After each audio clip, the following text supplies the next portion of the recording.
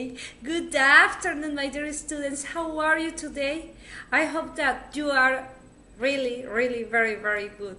Okay, I'm going to proceed. 1,000 slides from our last class. Okay, so here we go. Okay, my dear students, let's start with our PowerPoint presentation. We were suffering so much this Saturday with this, I guess. I'm sorry. So, session number 2, Sunday, 7th June 2020, Instrumental English 1. So, let's talk about the objectives of the class. Sorry. The student will be able to identify the difference between a gerund and also an infinitive verb. The student will be able to identify the difference between countable and uncountable nouns. Also, you will be able to use the demonstrative adjectives to indicate proximity or distance to describe places, objects, or persons. You will be using relative pronouns to give indications, opinions, and suggestions in order to communicate in daily life situations. I'm sorry, I have a mistake here with the wheel. I'm going to add my subject. Sorry. The student will talk about future concrete plans and predictions, and also you will be learning and identifying the difference of all the adverbs. Also, you will use prepositions to indicate a position, time, or direction. Very good. So, the units that we are going to be working with. So 1.7 gerunds and infinitives, 1.8 countable and uncountable nouns, 1.9 demonstrative, indefinite and relative pronouns, 1.10 qualifying adjectives, 1.11 comparatives and superlatives, oh my gosh, and finally 1.12 adverbs, different kind of adverbs. Adverbs of place, manner, time, frequency, and order. Oh my gosh! And all that topics in only 4 hours. I guess yes. So, how are you today? We were talking about each other, greeting, and so on. And this was going to be one of the links that we were going to be using, but don't worry, we are going to use it in another day. Remember, this is my mail if you have any question, or you can send me a message, you can call me, and so on. And obviously, you already have this PowerPoint presentation in the WhatsApp group. So, very well. Now, let's start with the lesson. Here we go. And let's start with the first topic. Obviously, gerunds and infinitives. So, we were talking about what a gerund is. Or what did you understand about infinitives? Questions.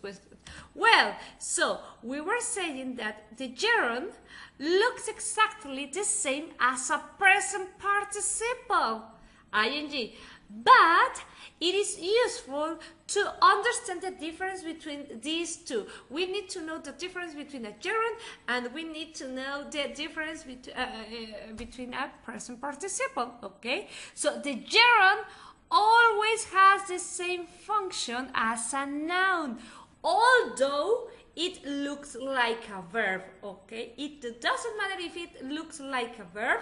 My gerund always has the same function as a noun, okay? So, but first of all, what a noun is? Well, a noun is a word other than a pronoun used to identify any of a class of people, places, or things. Common nouns, okay? We have different nouns. Or in order to name a particular of these proper nouns, okay? So here we go. Let's start with the different and several examples. So gerunds as the subject of the sentence. We are going to be using gerunds in different ways. For example, as the subject of the sentence, we have eating people is grown. That's an example. Hunting tigers is dangerous. Flying make me nervous. Oh my gosh, brushing your teeth is important. Smoking causes lung cancer. As you can see, I am using or I am writing some gerunds as subjects of all my whole sentences. These are some few examples, but we can have more. Okay, those were some examples. That's okay, but let's continue with the gerund as the complement of the verb to be. This is super easy because in our first class we were talking about this present progressive and also past progressive. And here we have some examples. One of his duties is attending meetings, okay? The hardest thing about learning English is understanding the gerund. Indeed, we are trying to understand the gerund. And one of life's pleasures is having breakfast in bed. Yes, I guess. So I haven't had the opportunity, but I guess that yes. So as you can see, I am using here my gerund as a complement of my verb to be. Verb to be, verb to be, verb to be, and my verb is in this form with ing. Okay? Also, we are going to be using our gerunds after prepositions. Okay, how we are going to be doing this? Don't worry, the gerund must be used when a verb comes after a preposition. This is super important. After a preposition, you are going to be using a gerund. It is like a rule. This is also true of certain expressions ending in a preposition. For example, the expressions in spite of and there's no point in. For example, can you sneeze without opening your mouth? I cannot say, can you sneeze without to opening your mouth? No, well, that is not correct. Can you sneeze without, here's my preposition and my gerund, without opening your mouth? She's good at painting. I cannot say she's good at to paint. Well, no, it sounds very weird and it sounds very strange. So remember that after a preposition, the rule is going to be that you have to use a gerund on your verb. Another example, she avoided him by walking on the opposite side of the road. Here is my preposition and I have my verb with ing in a gerund way. Okay?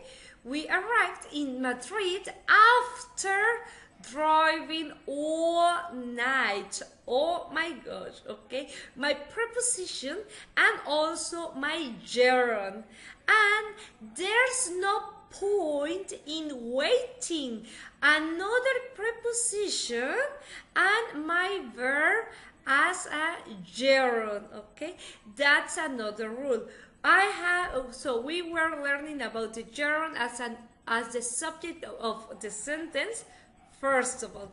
Then my gerund as the complement of the verb to be, and also we need to remember that we are going to be using gerunds after a preposition, okay? Also, something similar is going to be happening with phrasal verbs. After a phrasal verb, you are going to be using an adverb. For example, when will you give up smoking? I'm not going to be using my verb between my phrasal verb, between my two verbs. Well, not my two verbs, my phrasal, my verb and my preposition. My verb, my gerund is going to be at the end. Here I have another example. She always puts off going to the dentist. My phrasal verb and my gerund, okay? She always puts off going to the dentist. Remember that my phrasal verbs are going to have my letter S if we are going to be talking about third person, okay? The rules continues. Okay, he kept on asking for money. This is in past. That's the reason why I don't have my S. He kept on asking for money. My phrasal verb and my gerund.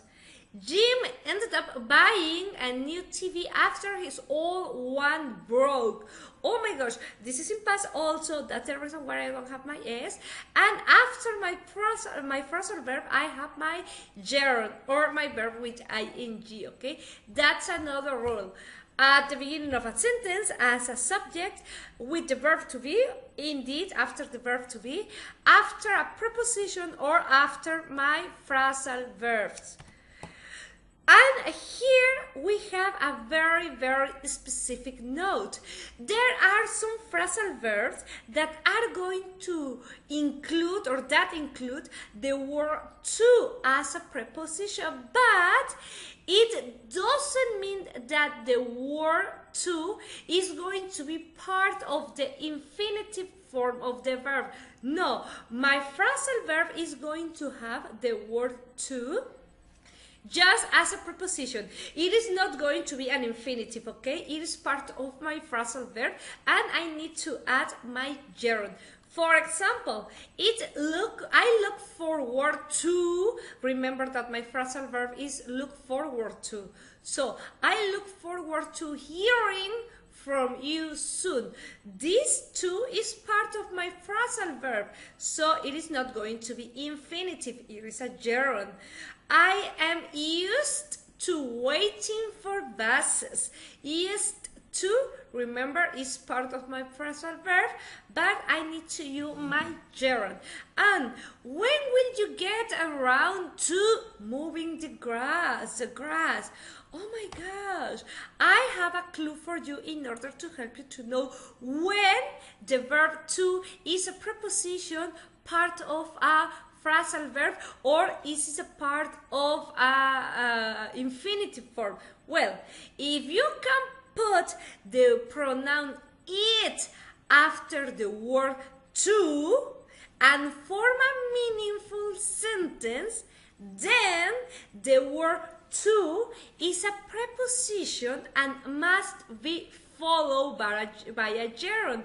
So, in this case, I look forward to hearing you. Look forward to is my phrasal verb. But imagine that you don't know this phrasal verb. So, what can you do? You can write the same sentence, and if you can add the word it, and this sentence has a meaning, well, you have to use a gerund because the word to is part of a phrasal verb.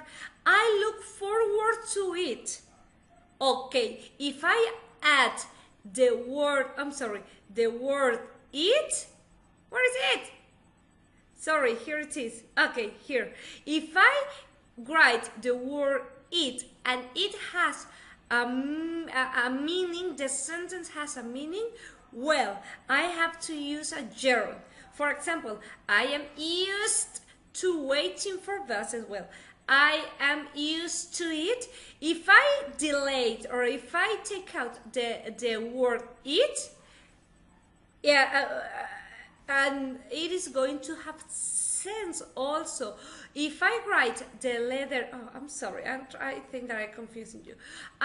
The phrasal verb used to, if I add at the end of this phrasal verb the word it, and my sentence, it doesn't matter if it is short, if my short or my long sentence has a meaning, so it means that I'm going to add my gerund, okay? As you can see, I am used to it.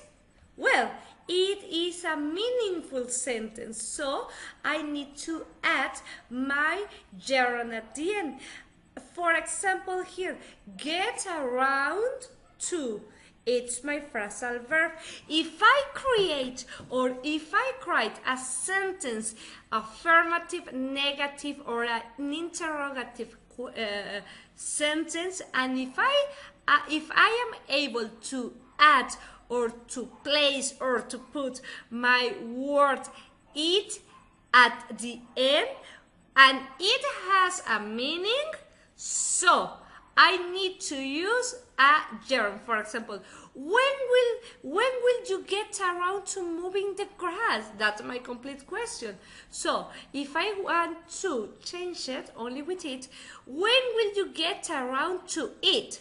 So as you can see, with my question, with my word, it has a meaning. So we are going to be adding the gerund.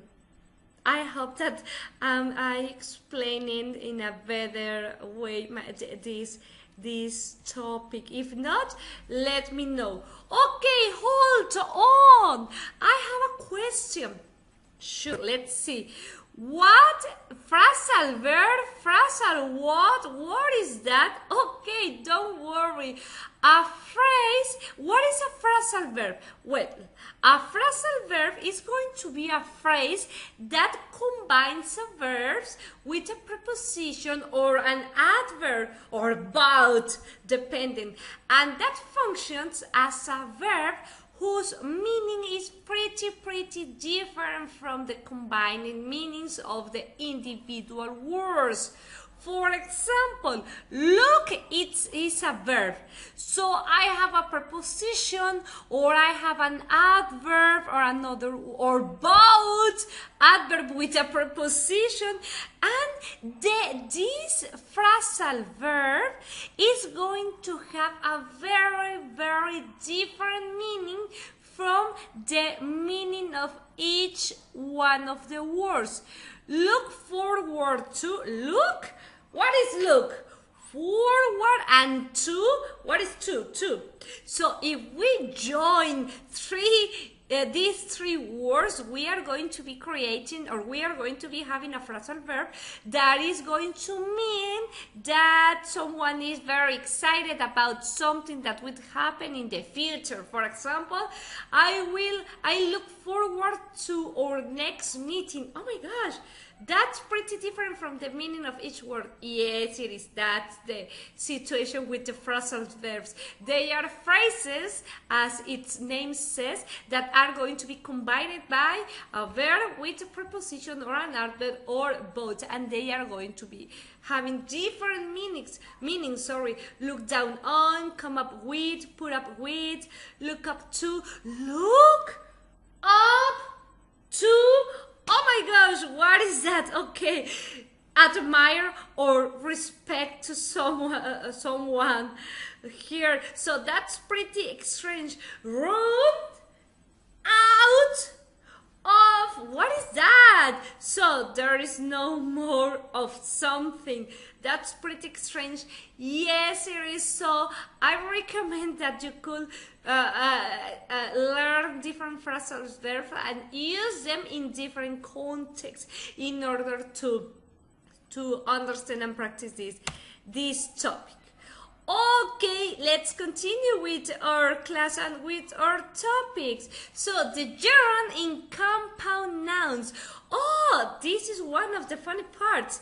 In compound nouns, using the gerund, it is clear that the meaning is that of a noun, not of a continuous verb. What is it? What is that, teacher? I don't understand. Don't worry. I'm going to give you the example with the word swimming pool. A compound noun is, for example, this. Two words that are together that means something. So for swimming pool, alberca. It is a pool for swimming in. It is not a pool that is swimming. Okay, that's different. This is a component. Swimming pool, it is a pool for swimming, okay? In order to use this pool for something else. It is not a pool that is swimming. So here I have some examples. I am giving Sally a driving lesson. Okay, this is a gerund, but it is not going to be a verb. Okay, it is going to be a noun, not a verb. It is not going to have the meaning of a continuous verb. It is part of the compound noun. Driving lessons, they are going to be working together. Okay, so my gerund is part of my compound nouns. It is not going to be it is not going to have a particular meaning as a verb. Another example, they have a swimming pool in their backyard. Swimming pool, compound noun. This is not a verb, or this doesn't have the meaning of a continuous verb. This gerund is part of my compound noun. I bought some new running shoes. Okay, running shoes, compound nouns. It is not just a verb or a continuous verb, or it doesn't have the meaning of a continuous verb. The meaning of my gerund is that of a noun. Okay, running shoes, it is my gerund in a compound noun, no as a verb alone. Also, we can be using the gerund after some expressions. These are very, very specific expressions that we are going to be using with our gerund. For example, after can't help, or can't stand, or to be worth, or it's not a no use.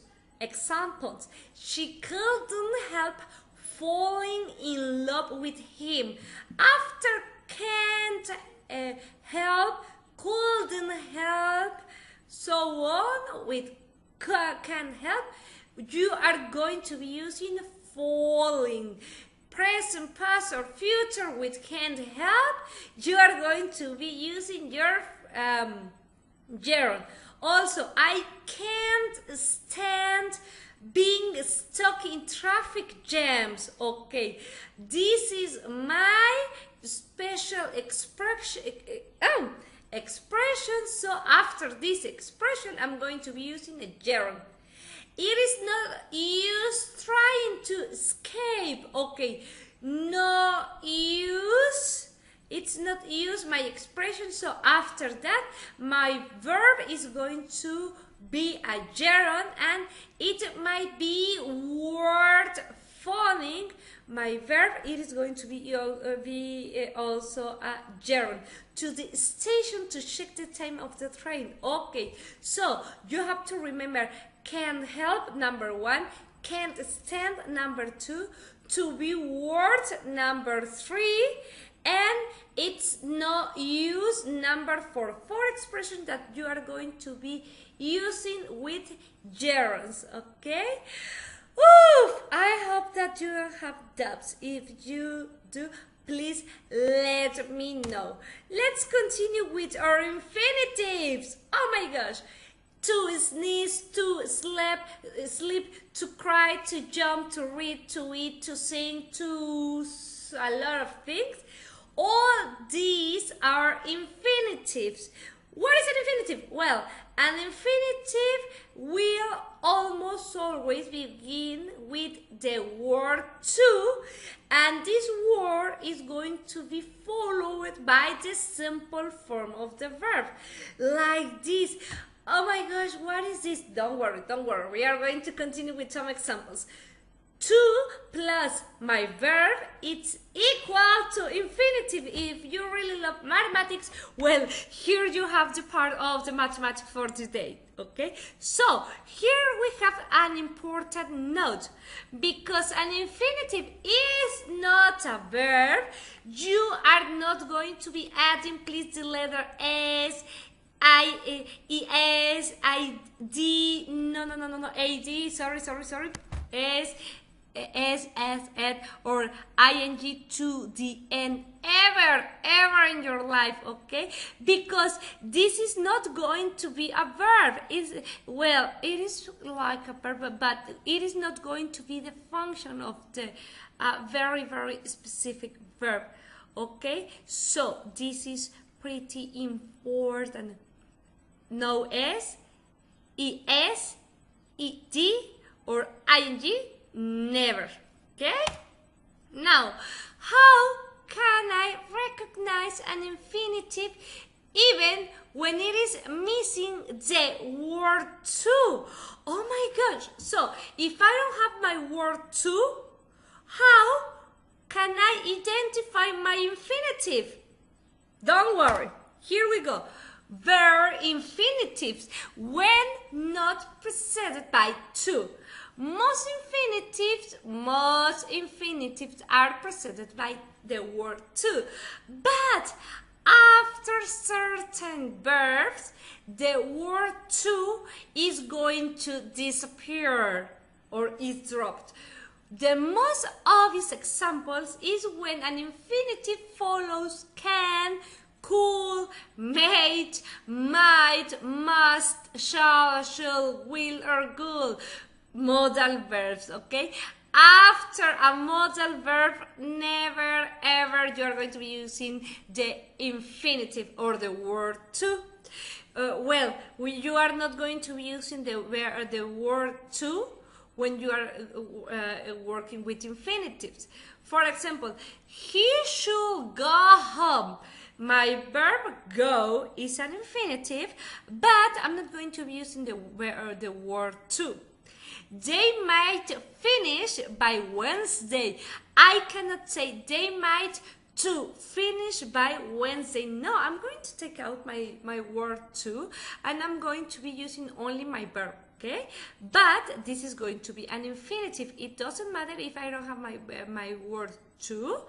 This is an infinitive, but before there's a modal verb. I have another example. You must take a break. Okay, I cannot say you must to take a break. No, ever in your life.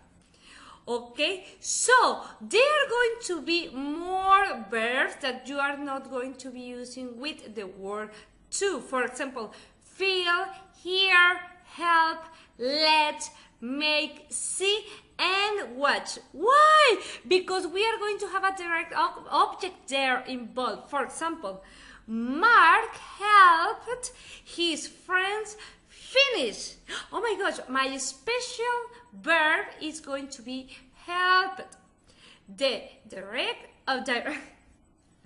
object is his friends, okay? I watched them bake the bread.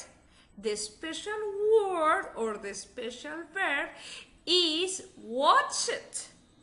The direct object is them. So after these 1, 2, 3, 4, 5, 6, 7 verbs, you are not going to be using the verb or the word to, but it doesn't mean that my verb is not an infinitive. Yes, it is an infinitive, but you are not going to be using your word to. Okay, so that's how we used to use gerunds and infinitives. But I think that maybe it could be very important if you could check some notes, if you could be practicing also with some exercise online in order to continue understanding our gerunds and infinitive. Remember, practice makes the master. So, teacher, you were making us suffer. Yes, I know. I'm going to give you 10 easy rules to help you to use ing and infinitives, or 10 easy rules to help you to use gerunds and infinitives. So, the 4 first rules are for gerunds. Ing for emotions, for example, I love swimming. Ing after preposition, as we were talking about, I'm good at swimming. Ing to start a sentence, swimming is great, as we were learning. Ing to end an action, I have stopped swimming. You are ending ending an action, okay? Also, we have 3 rules for our infinitives. We are going to be using to plus infinitive for purposes. For example, I swim to keep fit, or to plus infinitive after adjectives. Swimming is easy to learn. Or in order to start a new action, for example, I want to swim. I am going to be starting with something, or I want to sing. I have never had the opportunity to sing, but I want to sing. Okay, let's go to the karaoke. Both gerunds and also infinitives are going to be okay. For example, here, I love swimming. I love to swim, but we are going to be having different meanings depending the context and how we are going to be using my gerunds or infinitives. Here I have this example. I'm used to swimming, or I used to swim. As you can see, there are 2 different meanings depending if I am using my gerunds or if I am using my infinitive. And we are not going to be using ing or the word to with these examples. My parents made me or let me swim. What is this, teacher? Well, remember these verbs: fell, hear, help, let, make, see, and watch.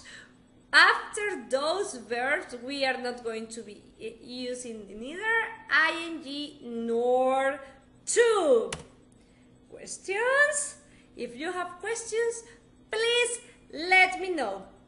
Now, this was our first practice. I'm going to, well, no, you already have the links in a Word document on our group of WhatsApp. So that was the first activity in order to practice gerunds and infinitives. And now let's continue with countable and uncountable nouns. Oh my gosh! So if we are going to be talking about countables and uncountable nouns, we are going to be using also there is, there are. But, oh my gosh, what is that? Very good.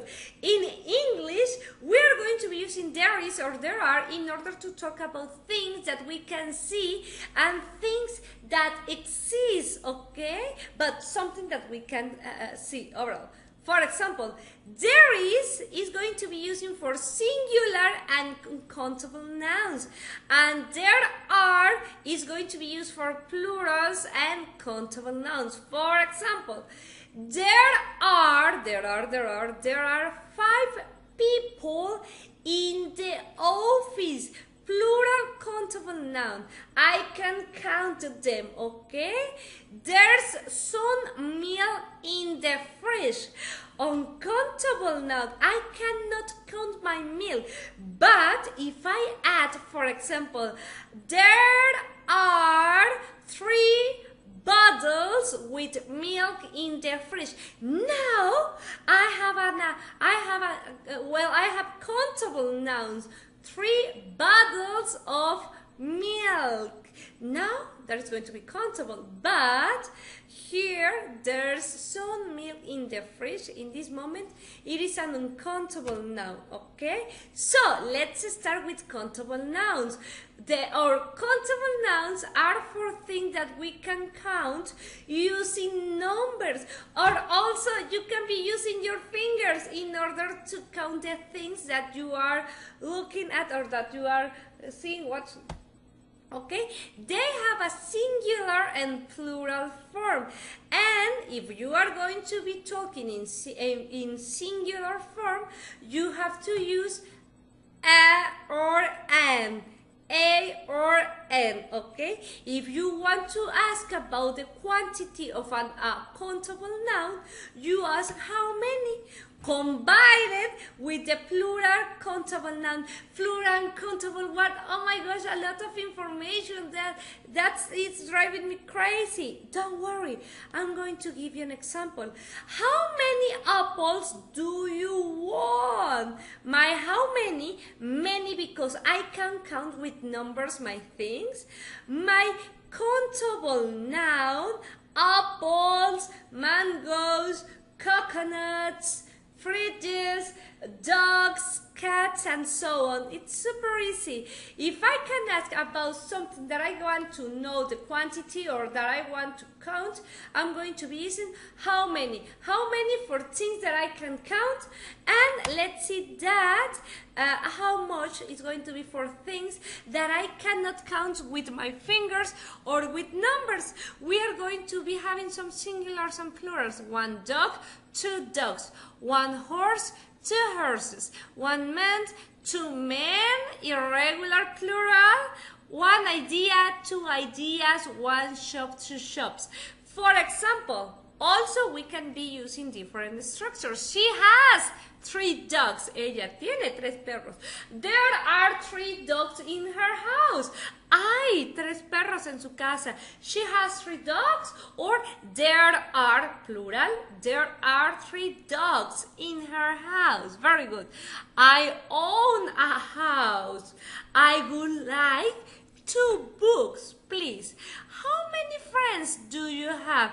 How many? Because I can't count with numbers all the friends that I have. Well, if I am an influencer or someone like those, I'm going to be having, well, maybe not me, but there are some influencers that have a lot of followers, so I think that also we can use how much in that case, maybe. So these are some examples, and now we are going to start talking about the uncountable nouns. And as its name says, uncountable nouns are for the thing that we cannot count with numbers or with my fingers or a simple sight. They may be the name for, they may be the names for abstract ideas or qualities or physical objects that are too small or too amorphous without a specific form to be counted. For example, liquids, powder, gases, and my mood, I don't know, happiness. I cannot count that with quantities.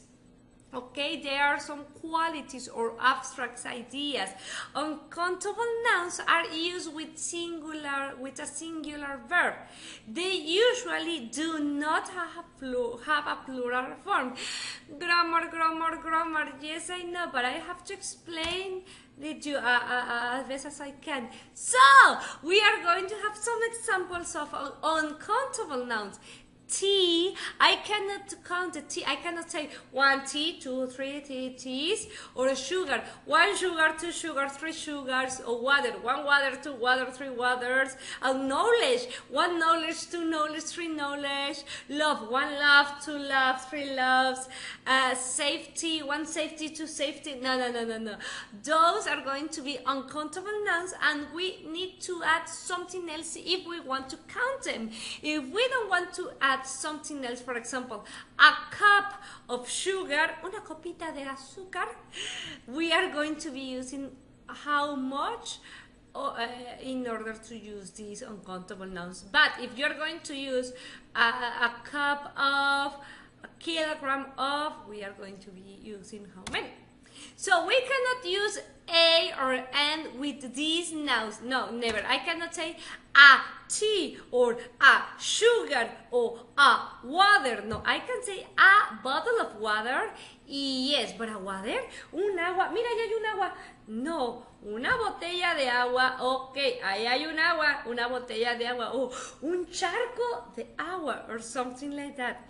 But if you are going to be using this like this, you are not going to be using a or an. Okay.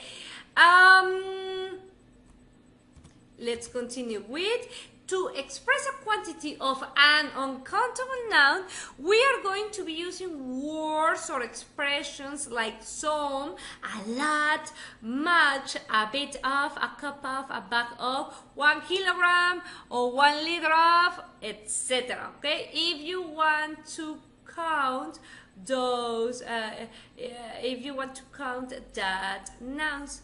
If you want to ask about the quantity of an uncountable noun, you are going to be using now how much, okay? How many for things that I can count with numbers, with my finger, if I can see it and I can count it, and how much for things that I cannot count, or about quantities, qualities that I cannot count with numbers. For example, there has been a lot of research into the causes of this disease.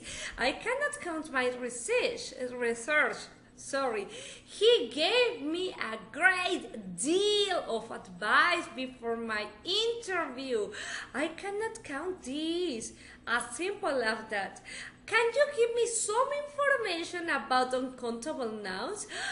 How can I count information? No, it is not going to be possible. Okay, he did not have much sugar left. Measure 1 cup of water, 300 grams of flour, and 1 teaspoon of salt. How much rice do you want? These are examples of uncountable nouns. And here I am using my question, how much? Okay, also I have here some examples for there is, there are, that we were talking about is a or an, some and any. I'm going to be using my article a or an with countables in singular. There's a plum, there is an apple, but remember we have certain rules for a or an. Also, we are going to be using some with countable and uncountable nouns, but only in affirmative sentences. There is some sugar, there are some apples, only for affirmative, please. And any, we are going to be using this word, this amazing word with countable or uncountable noun, it doesn't matter, but any is going to be only for negative or interrogative sentences. Never for affirmative sentences, and some is going to be never used with negative or interrogative sentences. For example, any, there isn't any sugar, there aren't any apples. Is there any sugar? Are there any apples? Oh my gosh, that's great. So let's talk a little bit more about the article a. So the article a or a is used before a singular countable nouns which begin with the consonant sounds. There is a lemon, there is a box of cereal. And we are going to be using the article and for singular countable nouns that are going to begin with a vowel sound, okay? There is an apple, there is an onion, okay? Remember that a or an means one or a single, and you cannot use, never ever in your life, a or an with plurals. I eat bananas in the park. Oh my gosh, no. I eat bananas in the park. Yes. So maybe you are going to listen in some movies and in some conversations a different pronunciation. There is a lemon. Oh, there is a box of cereal. Oh, that's pretty correct, but you are going to pronounce there is a lemon in a general way if you are speaking in a general form, and you are going to use the pronunciation a when you want to make an emphasis on something. There is a lemon there. There is a box of cereal there, and emphasizing something. Okay, questions about this? Well, let's continue. This was our second practice. We are going to be practicing here countable and uncountable nouns. you can practice in your house. Now let's continue with demonstrative, indefinite, and relative pronouns. Very good. So let's start talking about demonstrative pronouns. My pronunciation, oh my god, demonstrative pronouns. Here we go. We are going to have this, that, these, those, this, that, these, those, okay? This and that for singular, near far, plurals, these and those, okay?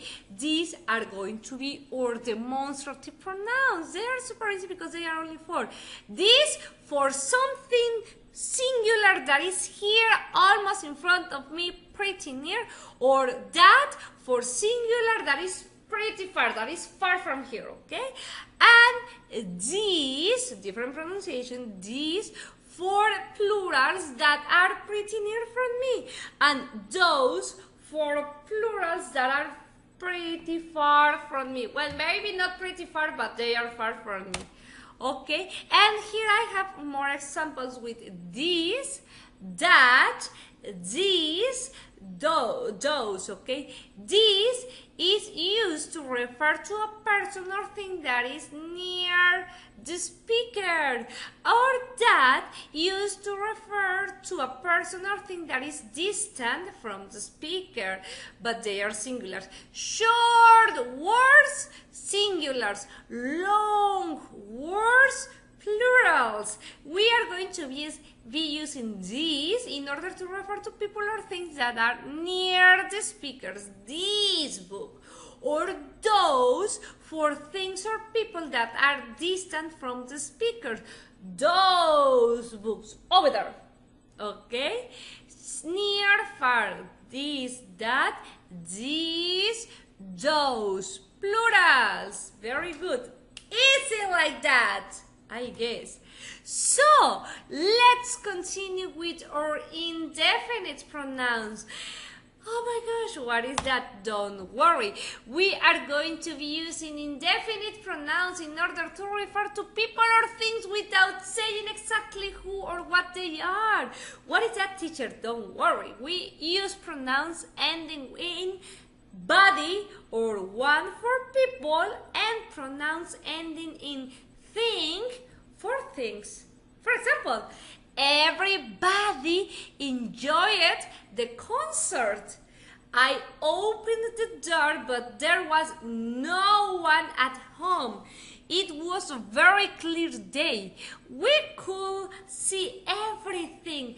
These are going to be the indefinite pronouns because I'm not going to be mentioning exactly the person or the things. I'm going to be talking in a different way, como con indirectas, for example, if I can say so. And we are going to be using a singular verb after an indefinite pronoun. What is that? So, everybody loves Sally. Everything was ready for the party. Singular verb after my indefinite pronoun. And when we refer back to an indefinite pronoun, we normally use a plural pronoun. Oh my God, what is this? Everybody enjoyed the concert. They stood up and clapped. So this is my principal clause or my principal sentence, and if I come back or if I refer back to my first sentence, I'm going to be using a plural, okay? Everybody. So if I mention again the situation and I want to add more information, I'm going to be using the plural, a plural pronoun. But if I'm not going to be continue talking about the same action, I'm going to use my singular verb, okay? For example, here, I will tell somebody that dinner is ready. Okay? If I want to mention something more about this situation, for example, they have been waiting a long time, so I need to use a plural pronoun for this. But you need to be pretty careful because in negative clauses, we are going to be using pronouns with no, but not pronouns with any. For example, nobody came. I cannot say anybody didn't come. Anybody didn't come? No. We are going to be using for negatives every single word that starts with no. We do not use another negative in clause with nobody, no one or nothing. Nobody came. We cannot say nobody didn't come or nothing happened. I cannot say nothing didn't happen. No.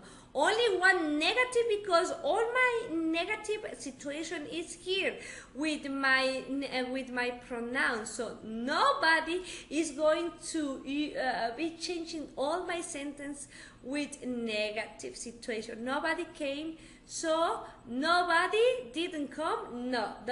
Please, never. Nobody came. Nobody didn't come. We are not going to be using another extra negative sentence. And here we are not going to be using an extra negative pronouns. Okay, and indeed we can add s to an indefinite pronoun to make possessive. The possessive case, there we're staying in somebody's house.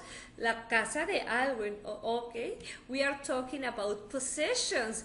Is this anybody's coat? Possession. Okay. And we use else, the word else, after indefinite pronouns to refer other people or things. For example, all the family came, but no one else, nadie más. If Michelle can't come, we will ask someone else. Si Michael no viene, le vamos a preguntar o vamos a pedirle a alguien más. Else, más, someone else, alguien más, no one else, nadie más. I think this is somebody else's coat. Este es el abrigo de alguien más. Okay? I think that it is easy. If you have questions, please let me know.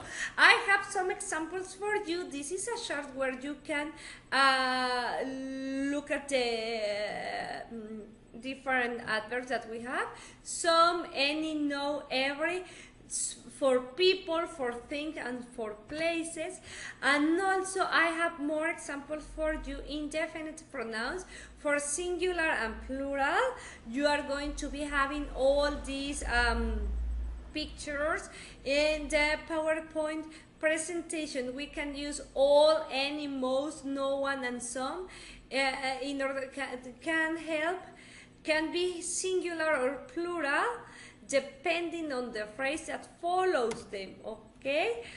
Una ayudadita para que no suframos tanto con esto, porque es muchos que ves, ¿cómo voy a identificar someone, anybody, so on? Don't worry, here you have a chart in Spanish also, some. For my affirmative sentences, any, remember, negative and questions, no. For affirmative sentences, but negative meaning. And every for meaning 100%. For people, for things, for places. Okay? So, that was our second topic. Let's continue with relative pronouns. What are the relative pronouns? Well, a relative pronoun is one which is used to refer to nouns mentioned previously. Whether they are people, places, things, animals, or ideas, it doesn't matter. Relative pronouns can be used to join also to sentences. And we are going to be using these relative pronouns in order to introduce relative clauses. Oh my gosh, what is a relative clause? Okay, a relative clause is going to tell us more about people or things.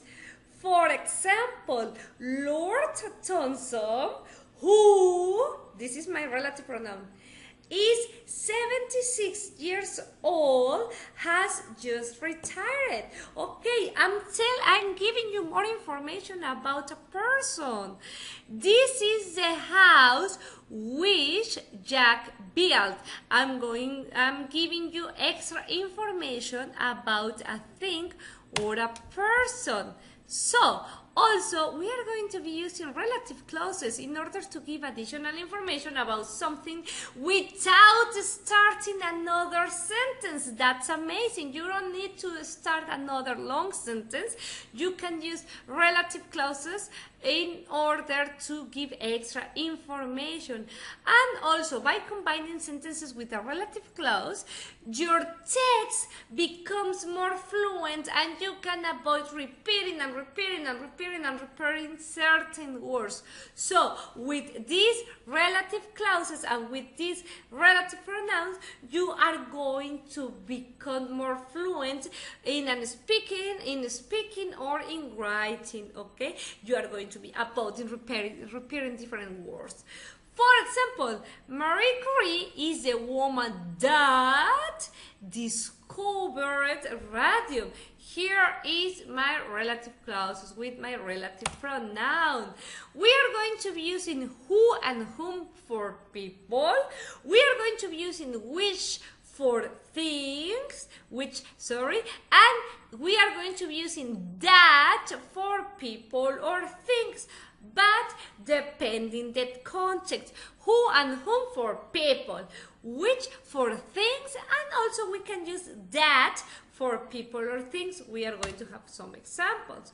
Okay, who we use for people, for example, the woman who called yesterday wants to buy the house. Which, did you see the letter which came today? I love the puppy which is jumping at the kitchen. Oh my gosh, who's whom? But here we have that. People, things, or animals. The girl that we met in France had sent us a card. We live in a ground floor flat that backs onto a busy street. Do you like the cat that is sleeping underneath the table? Okay, as you can see, you can use that instead of whom or instead of which, depending the meaning that you want to give to your sentence and depending the context that you are going to be talking about.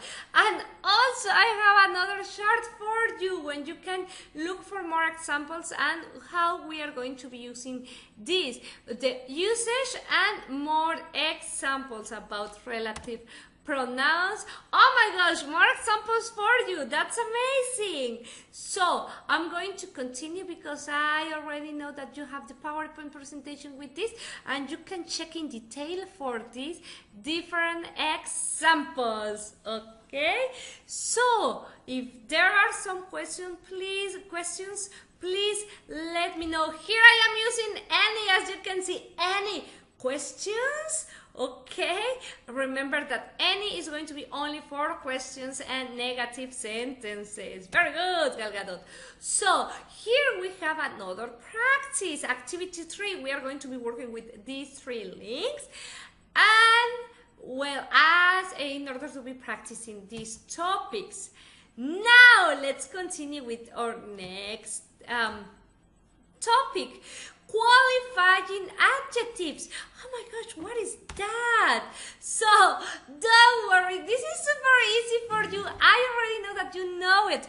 We are going to be talking about well, these kind of words, adjectives: slow, fast, ugly, pretty, handsome, beautiful, fun, boring, black hair, old, young, short, tall, and so on.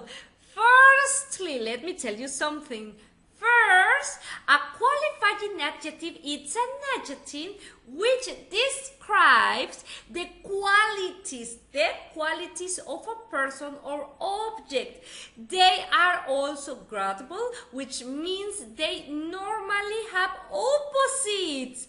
Some examples: hard, small, short, tall, long, and so on. So, Qualifying adjectives are going to be describing the qualities of the person or the object, okay? And indeed, they are going to have opposites. So, if you have a word that you know that has an opposite, so it could be a qualifying adjective. So, two important rules that I have to give you. We always use qualifying adjective before nouns, qualifying adjectives, and our qualifying adjectives stay the same for singular and plural nouns. We are not going to be changing anything, okay? For example, the beautiful houses or the beautiful house. I'm not going to be changing beautifulest and beautifuler. No. Beautiful stays at the same form. But remember that my adjective is going to be before my noun. Not like in Spanish. Mi casa hermosa. No, in English is my beautiful house, mi hermosa casa. Okay? Mi azul perro. Well, no, in Spanish is mi perro azul. First my noun, then my adjective. No, in English is different. It's like upside down. My blue dog, okay? The big man, my noun is plural, but my adjective is the same. The big man. The big man. My adjective is going to be the same. My plural can change. It doesn't matter, okay? So I have here different adjectives for you. Windy, rainy, bent, broken, awesome, weak, ugly, big, small, cold, kind, scrumbly, creepy, cool, clean, colorful, interesting, active, happy, generous, logical, intellectual, athletic, fun, classic, kind, authentic, creative, sympathetic, caring, fair, optimistic, and so on. I am describing the qualities of the person, of the thing or animal. That's amazing. So those were the qualifying adjectives. Now, here I have a practice for you that you can do it in your house. And so, if you have any question, please let me know. Let's continue with comparatives and superlatives. I don't really love this topic. I know that you know it. It is super easy. The biggest, bigger than, as, and so on. So we are going to be using comparatives in order to compare two things or two peoples. Comparatives in order to compare only two things or peoples, okay? Comparatives, because superlatives are going to be different. For example, she is taller than her husband. We are going to be using always than, and we are going to be adding er to the short adjectives or more to long adjectives. And superlatives are used, however, to show the difference between more than two things or more than two people. So comparatives only in order to compare two things or people, and superlatives in order to show the difference or to compare, in order to compare two or more people or things. Okay, for example, Paris is the biggest city in France. Okay, so comparatives are used to compare two things or two people. Ellen is taller than John. And superlatives are used to compare more than two things or two people.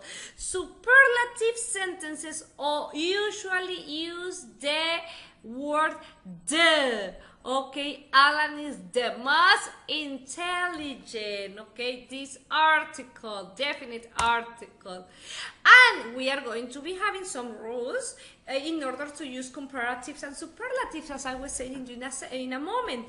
So, if you have an adjective with one syllable adjective that is going to end with a silent E, for example, nice, you are going to add only the letter R, nicer. You are not going to be writing nicer with double E, no, nicer, okay?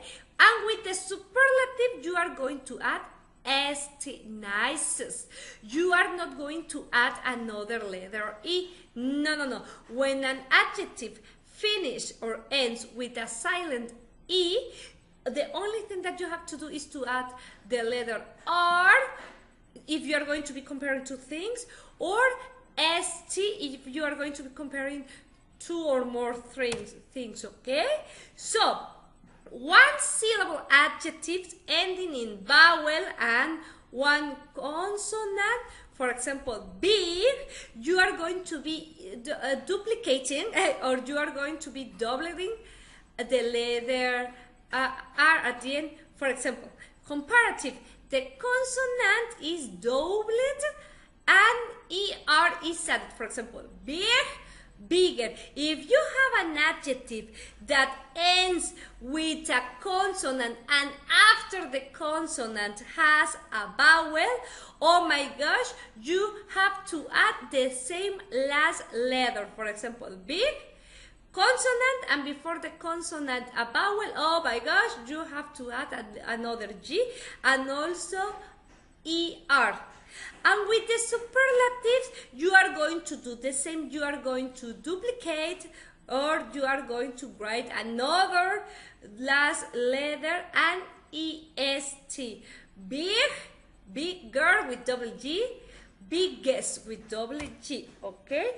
And if you have one syllable adjective ending in more than one consonant or more than a vowel or long vowel, for example, high, cheap, or soft, the only thing that you have to do is to add R at the end, higher, cheaper, softer. You are not going to be duplicating any kind of letter, okay? With the comparatives and with superlatives, the only thing that you have to do is to add EST at the end, highest, cheapest, softest, okay?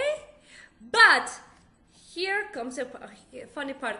A two-syllable adjective ending with Y, for example, happy, if you are going to be using your comparatives, your Y is going to become in I and ER.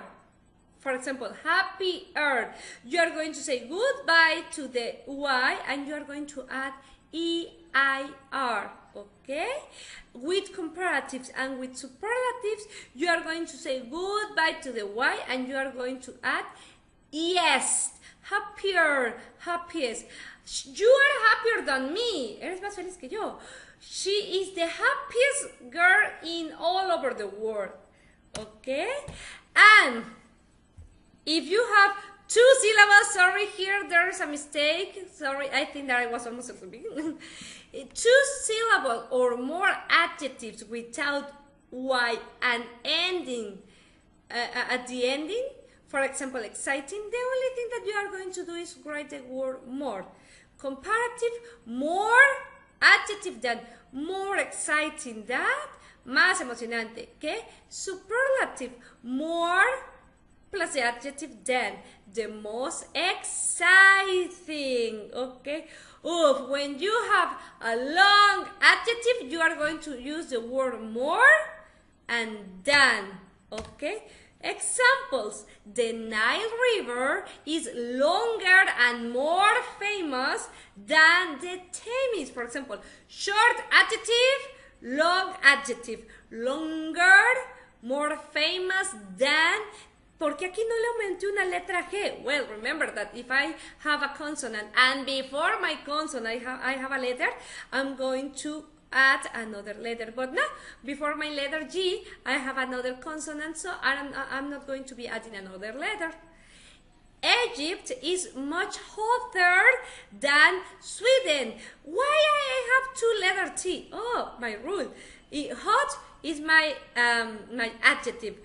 I have a consonant and after a consonant I have a vowel. I have to duplicate my letter, hotter than Sweden. Everest is the highest mountain in the world. Superlative. This is one of the most exciting films I have ever seen. superlatives. I'm comparing more than two things, okay? And I have a chart here with some irregular comparatives and superlatives, but we are not going to say better or baddest. We are going to change it to worse on worst. For, from distant, we are not going to say farther. We are going to say farther or fortest. Far, about extent, further or fortest. Good is going to be better and best, little, less or least, many, more or most, and much. They are similar, countable and countable, much, more, and most, okay? And also, if we are going to be talking about similarities, in order to express similarities, we are going to be using the following structure. As, my adjective, as. Example, Mike is as intelligent as Nancy. Mike es tan inteligente como Nancy. Larry is as popular as Oprah. Larry es tan popular como Oprah. Very good questions. Okay, maybe you have, but here you are going to be having a practice, okay? So we are going to be talking about comparatives and superlatives. With comparatives, we are going to be talking about long adjectives, short adjectives. Long adjectives with more or most, short adjectives with ER at the end, and remember always to use your than, okay? Very good. Now let's continue. Please, teacher, finish. Yes, I know. Adverbs of place, manner, time, frequency, and order. What is that? More adverbs? Adverbs everywhere? Yes, indeed. Adverbs are going to tell us in what way someone does something. Adverbs can modify verbs. For example, drive, here drive. Adjectives or other adverbs. For example, Mandy is a careful girl. Mandy drives carefully. She's very careful. She drives carefully. Okay. Mandy is a careful girl. Cuidadosa. Adjetivo. She is very careful. Muy cuidadosa. Bueno. Mandy drives carefully. Cuidadosamente. She drives carefully. Ella conduce cuidadosamente. Okay, and we are going to be having some rules. We are going to be adding ly in order to create an adverb. For example, dangerous, dangerously. Peligroso, peligrosamente. Careful, carefully. Nice, nicely. Horrible, horrible. Really. Easy, easily. Fácil, fácilmente. Electronic, electronically. Okay? But also we are going to be having irregular forms. Good is going to be well. Fast is going to be fast. And hard is going to be hard. We cannot say goodly or fastly or hardly. Okay? Hardly ever. Well, that's something different. Okay? And here we have some rules for this. Is if the adjective ends in y, we are going to change the y to I. Okay, and we are going to add li. For example, happy, happily. By letter y, we are going to add illy. Shy, we are not going to be changing shy. This is an exception, okay, shyly. So if the adjective ends in le, the adverb ends in li. Terrible, terribly. If the adjective ends in e, then we are going to add li. Safe, safely. Not all the words ending with li are adverbs. For example, adjectives ending in ly, friendly, silly, lonely, ugly, well, they are not adverbs. Noun ending with ly, ugly, bully, Italy, melancholic, they are not adverbs. Or verbs that ends with ly, apply, rely, supply, they are not adverbs, okay? Remember that my adverb is going to tell me is going to be modifying my verbs. Is going to be telling you in what way someone does something. And here we have 6 types of adverbs. So those were the rules. Here we have the 6 types of adverbs. We have adverbs of time, adverbs of frequency, adverbs of place, adverbs of manner, adverbs of degree, and adverbs of affirmation. Already, ago, before, always, usually, normally, often, occasionally, sometimes, here, everywhere, near, so, slowly, badly, almost, fully, rather, certainly, suddenly, and so on. And here I have more examples about how we are going to be using all these adverbs, okay? For examples, adverbs of frequency, we have always, usually, normally, or generally, often, frequently, sometimes, occasionally, seldom, hardly, ever, rarely, or never. And here are the percentages where we are going to be using all these words.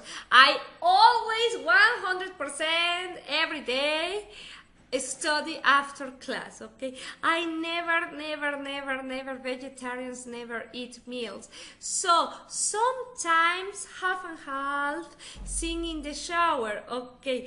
And these are going to be the rules that we are going to be using. My subject, after my subject, I'm going to have my adverb, and then my complement, my main verb, okay?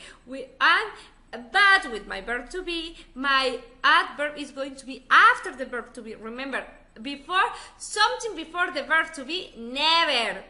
Everything is going to be after the verb to be, because it is a very important verb. But con los simples mortales, in present simple, indeed, we are going to be writing our adverb of frequency after my subject. Woof! Dudas till now?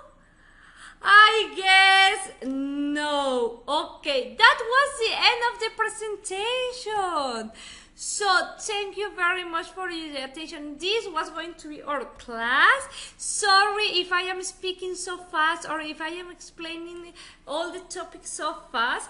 I don't want to that you get bored about all this. Oh my gosh, 3 hours listening to the teacher. No, this is like a general review for the topics. You already have your book, your anthology, where you can find all these topics.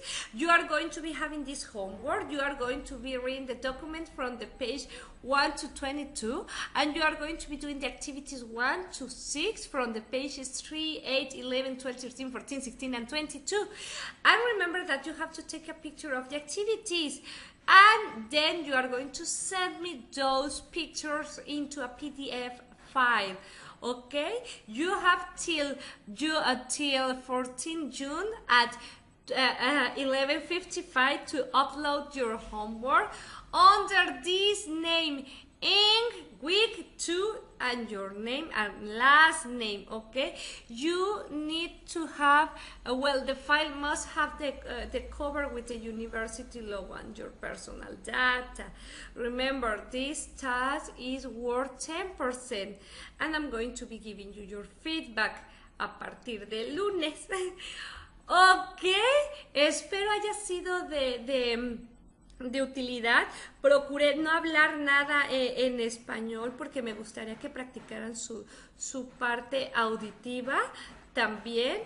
Algún error o situación, por favor, déjenmela saber. Y bueno, thank you very much. We have finished. See you next lesson. Beautiful minds. Thank you very much. Have a very nice week. Y cualquier duda, por favor, comuníquense con su servidora para que se las pueda yo resolver a la brevedad posible. Tenemos el foro de dudas, también tienen mi número de WhatsApp, tienen mi correo electrónico, si quieren que les revise su tarea antes de enviarla definitiva, igual pueden mandármela a mi correo para que puedan ustedes estar seguros de sus ejercicios, ¿ok?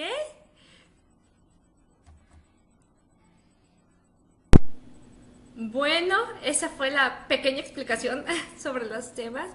Espero que alguna dudita que ustedes llegaran a tener, por favor, me la dejen saber y procuraré estarles ayudando con los gerundios, los infinitivos, los diferentes adjetivos, adverbios, comparativos, and so on. Y bueno, procuraré estarles enviando un video con Bueno, en la plataforma ya tienen ustedes un video sobre los temas que vamos a tratar el próximo sábado, pero vamos a procurar elaborarles un video un poquito más específico sobre los temas, ¿vale? Cualquier cuestión, pues quedo a las órdenes. Siempre es un placer estar en contacto con ustedes. Cuídense mucho. Have a wonderful week.